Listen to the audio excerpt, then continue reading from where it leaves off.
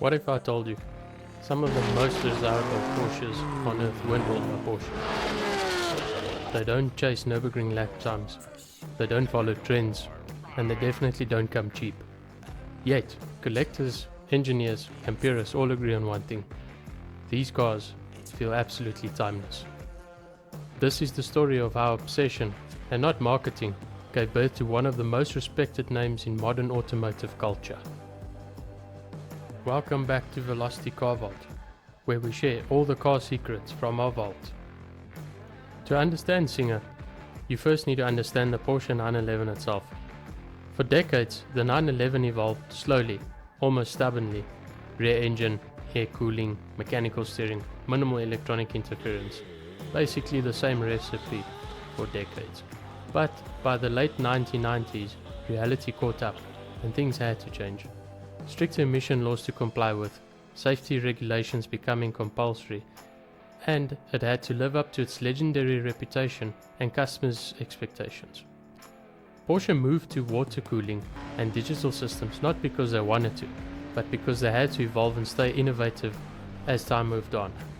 The cars got faster, more refined, objectively better, but subjectively something changed.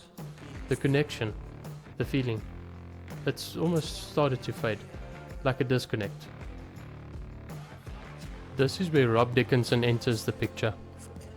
Before cars, he was a musician. Before business, he was a perfectionist.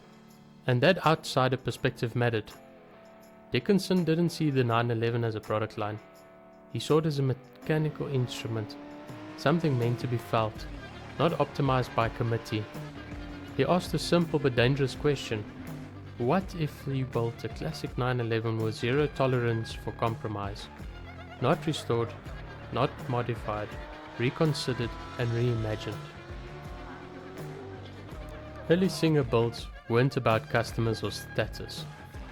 They were test beds. Each car began as a 964 generation 911 not because it was trendy, but because it offered the best balance of classic proportions and modern fundamentals. The cars were stripped completely, every component evaluated.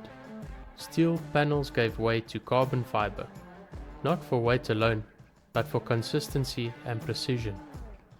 Suspension geometry was redesigned to eliminate factory compromises.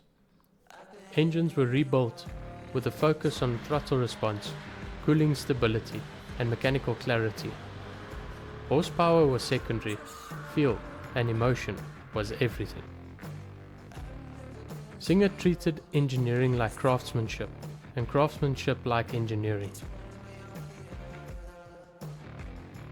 Here's why Singer stood out almost instantly. Panel gaps tighter than factory Porsche tolerances. Controls calibrated for human interaction, not testing cycles. Materials chosen for longevity, not fashion. Nothing existed just because. Even the interior stitching patterns followed structural logic. Luxury wasn't added as an afterthought.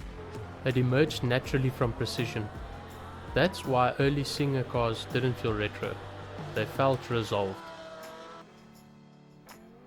Singer didn't start with ambition to build an empire. They started with a refusal to accept compromise and mediocrity. And that obsession, quiet at first, but would eventually soon attract attention from engineers, collectors, and eventually the entire world. In part 2, we'll explore how Singer evolved from boutique obsession into a benchmark for modern automotive innovation. Thank you for watching. Please subscribe if we added some value and insight. Hit that like button if you enjoyed this video and click that notification bell so that you get notified whenever we post new videos like this. Until next time, take care.